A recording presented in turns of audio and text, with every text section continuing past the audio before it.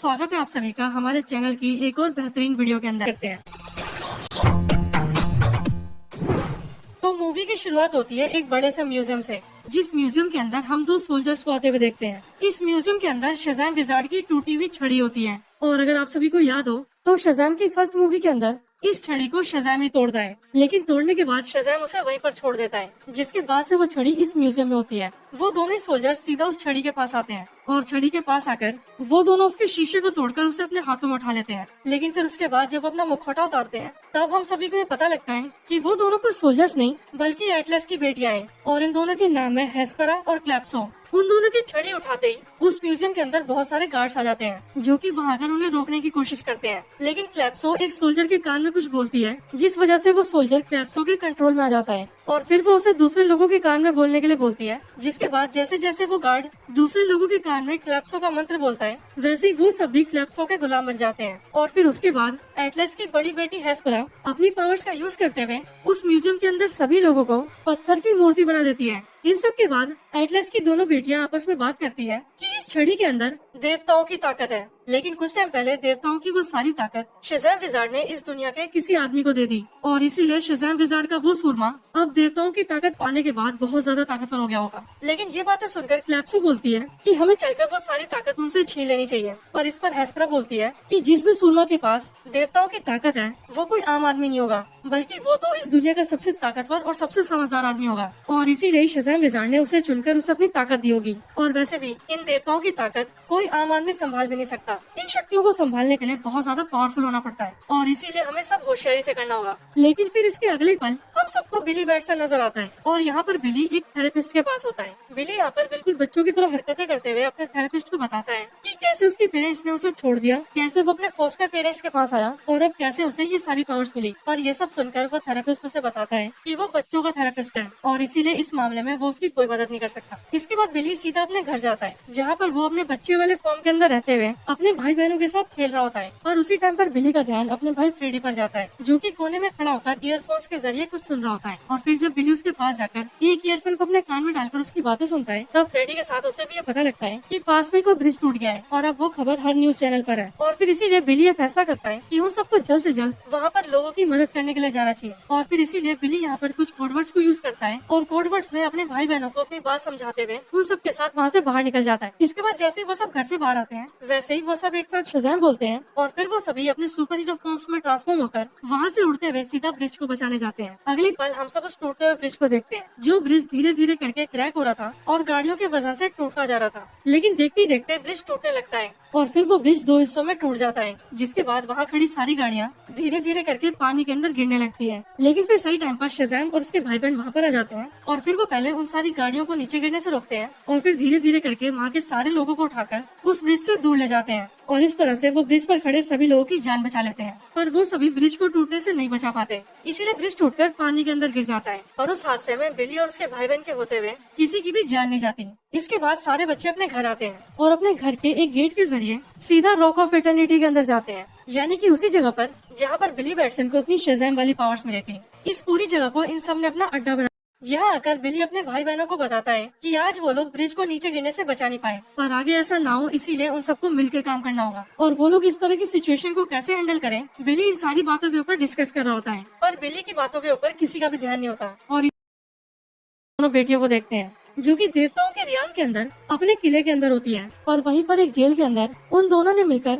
Shazam wizard को कैद करके रखा होता है, और अभी ये दोनों उसी से मिलना ही होती है। यहाँ पर एटलस की दोनों बेटियां शज़ैम विज़ार्ड से बोलती हैं कि हजारों सालों पहले तुमने हमारे पिताजी एटलस की पावर्स चुराई थी, लेकिन अब हमारे पिता एटलस मर चुके हैं, और इसीलिए अब हम अपने पिता की ताकत को वापस लेंगे। और उनकी ताकत को वापस लेने का तरीका सिर्फ ये छड़ी है, क्योंकि इस छड़ी के जरिए ही हम सूरमा से उसकी ताकत वापस ले पाएंगे। और यहीं पर शज़ैम विज़ार्ड उन दोनों से कहता है कि मैं कभी भी ऐसा नहीं होने दूंगा, क्योंकि मैं जानता हूँ कि अगर सूरमा की सारी ताकत तुमने ले ली तो फिर तुम उनकी दुनिया को तबाह कर दोगे। इसके बाद एटलस की दोनों बेटियां शज़ैम विज़ार्ड से उस छड़ी को जोड़ने के लिए कहती है, पर शज़ैम विज़ार्ड ऐसा करने से मना कर देता है, जिस पर क्लैप्सा अपनी पावर्स को यूज करती है और शज़ैम विज़ार्ड के कान में एक मंत्र बोलकर उससे अपनी बात मनवा लेती है, जिसके बाद ना चाहते हुए भी शज़ैम विज़ार्ड अपनी छड़ी को पकड़ता है और जोर से शज़ैम बोलता है, जिसके बाद ही एक जोरदार लाइटनिंग चमकती है और शज़ैम विज़ार्ड की छड़ी एक बार फिर से जुड़ जाती है। लेकिन जब हेस्पेरा शेज़ैम विज़ार्ड के हाथ से उस छड़ी को छीनती है तब शेज़ैम विज़ार्ड अपनी छड़ी को नोचने की कोशिश करता है और फिर उसी वजह से शेज़ैम विज़ार्ड के एक नाखून के अंदर उसकी छड़ी का एक छोटा सा हिस्सा आ जाता है।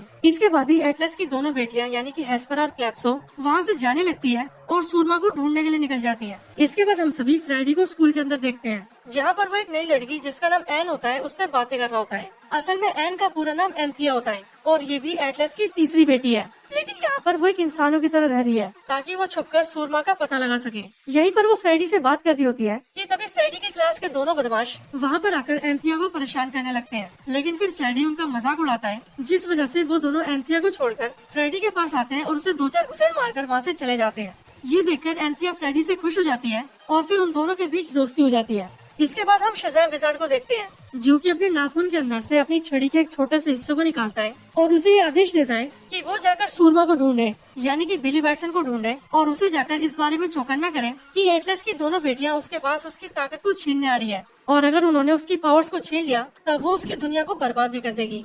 इसके बाद ही हम सब बिली को देखते हैं जो कि अपने शेज़ैम फॉर्म में रहते हुए वंडर वुमन के साथ बैठकर डेट कर रहा होता है, पर इसी जगह पर वंडर वुमन के चेहरे की जगह पर उसे शेज़ैम विज़ार्ड दिखता है जो कि उसे बताता है कि तुम्हारी दुनिया और देवताओं की दुनिया के बीच में एक दीवार थी जिस दीवार की वजह से एटलस की बेटियां आज तक तुम्हारी दुनिया में आ नहीं सकती थी, पर किसी गधे ने उस दीवार को तोड़ दिया है और मेरी छड़ी भी अब एटलस की बेटियों के पास है, इसीलिए अब वो दोनों तुम्हारी दुनिया में आ रही है और तुमसे तुम्हारी शक्ति छीनने वाली है और तुम्हारी शक्ति छीनने के बाद वो तुम्हारी दुनिया को बर्बाद भी कर देगी, इसीलिए तुम्हें किसी भी तरह से उन दोनों को रोकना होगा। इसके बाद ही अपने घर के अंदर बिली की आंखें खुलती है और उसे पता लगता है कि उसने अभी जो भी देखा वो सब सपना था, पर वो ये समझ जाता है कि उसके सपने के अंदर शेज़ैम विज़ार्ड का आना कोई इत्तेफाक नहीं था, बल्कि शेज़ैम विज़ार्ड ने अपनी मर्जी से उससे कांटेक्ट किया है। इसके अगले दिन हम सभी फ्रेडी को स्कूल के अंदर देखते हैं जो कि स्कूल के कैंटीन के अंदर एंथिया से बातें कर रहा होता है, पर थोड़ी देर बाद वहाँ पर बिली आता है और वो फ्रेडी को अपने साथ चलने के लिए कहता है। इसके बाद बिली फ्रेडी को बाहर लाता है और उसे शेज़ैम विज़ार्ड के मैसेज के बारे में बताता है और इसके आगे वो उससे कहता है कि उसे अभी के अभी उसके साथ चलना होगा क्योंकि उसे इस बारे में उससे बात करनी है, पर फ्रेडी उससे ये कहता है कि तुम हर वक्त मुझ पर ऑर्डर नहीं चला सकते और अभी मैं अपनी दोस्त एंथिया से बात कर रहा हूँ, इसलिए अभी मैं तुम्हारे साथ नहीं जाऊंगा। और फिर ये बोलकर फ्रेडी एंथिया के पास दोबारा चला जाता है। इसके बाद हम सब ये देखते हैं कि बिली अपने बाकी के सारे भाई बहनों के साथ अपने अड्डे पर आया हुआ है और वहाँ पर वो सभी अपने सुपर हीरो फॉर्म्स में रहते हुए शेज़ैम विज़ार्ड के मैसेज के ऊपर डिस्कस कर रहे हैं। पर यहाँ पर बिली सबसे कहता है कि जो एटलस की बेटियां यहाँ पर आने वाली हैं, उन सबको तो उनके बारे में कुछ भी नहीं पता है और इसीलिए काश उन्हें उन दोनों के बारे में कुछ पता होता। उन सबकी बातें सुनकर पेड्रो सबसे कहता है कि वो सबकी मदद कर सकता है और फिर पेड्रो वहीं पर एक मूर्ति को हटाता है और एक बटन दबाकर एक बड़ी सी लाइब्रेरी का रास्ता खुलता है। वहीं पर पेड्रो सबको बताता है कि उसे कुछ टाइम पहले इस लाइब्रेरी के बारे में पता लगा था। वो लोग जैसे उस लाइब्रेरी के अंदर जाते हैं वैसे ही वो सब देखते हैं कि वहाँ पर बहुत सारी किताबें हैं और उन किताबों के अंदर देवी देवताओं के बारे में सब कुछ लिखा है। यहीं पर वो सभी देखते हैं कि वहाँ पर एक पेन भी होता है जो कि अपने आप ही लिख सकता था, यहाँ तक कि अगर उस पेन से कुछ पूछा जाए तो वो उस सवाल का जवाब भी लिख कर बता सकता था और इसीलिए पेड्रो ने उस पेन का नाम स्टीव रखा था। यहीं पर आकर बिली और उसके सारे भाई बहन स्टीव से एटलस की बेटियों के बारे में पूछते हैं, जिस पर स्टीव उन सबको कुछ किताबों के नाम बताता है और अपनी तरफ से एटलस की बेटियों के बारे में कई सारी जानकारी देता है। और फिर किताबों का नाम जानते ही बिली और उसके सारे भाई बहन उन सारी किताबों को निकालकर उसकी जानकारी को पढ़ने लगते हैं। उन सब किताबों को पढ़कर बिली और उसके भाई बहनों को ये पता लगता है कि शेज़ैम विज़ार्ड की जिस छड़ी से उन सभी को उनकी पावर्स मिली है, उस छड़ी के अंदर एटलस ने अपनी पावर्स को खुद डाला था, जिसके बाद जाकर वो छड़ी शेज़ैम विज़ार्ड को मिली थी। इसके बाद ही वो लोग एटलस की बेटियों के बारे में भी जानते हैं और उन्हें पता लगता है कि एटलस की बेटियों के अंदर क्या क्या शक्तियाँ हैं। पर यहीं पर उन सबको ये भी पता लगता है कि एटलस की सिर्फ 2 बेटियां नहीं बल्कि 3 बेटियां हैं और उन तीनों के नाम है हेस्पेरा, कैप्सो और एंथिया। लेकिन फिर जैसे बिली एंथिया का नाम सुनता है वैसे ही उसे याद आता है कि फ्रेडी की दोस्त का नाम एन है और वो आजकल फ्रेडी से काफी क्लोज है और इसीलिए बिली ये समझ जाता है कि वो एन और कोई नहीं बल्कि एंथिया है, यानी कि एटलस की तीसरी बेटी, और इसीलिए फ्रेडी की जान को भी खतरा है। और फिर इसीलिए बिली ये बात अपने सारे भाई बहनों को बताता है, जिसके बाद वो सारे वहाँ से तेजी से निकल जाते हैं और अपने भाई फ्रेडी को बचाने के लिए सीधा स्कूल की तरफ जाते हैं। दूसरी तरफ स्कूल के अंदर फ्रेडी एंथिया के साथ स्कूल की छत पर बैठा होता है। यहीं पर एंथिया उसे बताती है कि वो शेज़ैम फैमिली की बहुत बड़ी फैन है और उसे बहुत खुशी होती है अगर उस फैमिली का कोई मेंबर उसे मिलने आता। और फिर एंथिया की ये सारी बातें सुनकर फ्रेडी उससे कहता है कि शेज़ैम फैमिली का एक मेंबर उसका दोस्त है और इसीलिए वो अभी उसे बुलाएगा। इसके बाद फ्रेडी जल्दी से एक दीवार के पीछे जाता है और वहाँ पर जाकर अपने सुपर हीरो फॉर्म में आकर एंथिया के पास आकर उसे मिलता है और उसी टाइम पर वहाँ पर एटलस की दोनों बेटियां आ जाती हैं और वो दोनों वहाँ पर फ्रेडी से उसकी पावर्स छीन लेती है। और जब फ्रेडी अपने इंसानी रूप में वहाँ से भागने की कोशिश करता है तभी एंथिया अपनी पावर्स को यूज करते हुए पूरी बिल्डिंग को टेढ़ा मेढ़ा घुमाती है, जिस वजह से फ्रेडी वहीं पर फंस कर रह जाता है। और फिर तभी फ्रेडी को ये पता लगता है कि एंथिया और कोई नहीं बल्कि एटलस की तीसरी बेटी है। लेकिन फिर इसके अगले पल ही बिली अपने सारे भाई बहनों बहनों के साथ वहाँ पर आ जाता है और वो चिल्लाकर फ्रेडी से कहता है कि वो वहाँ आकर उसे बचा लेगा, पर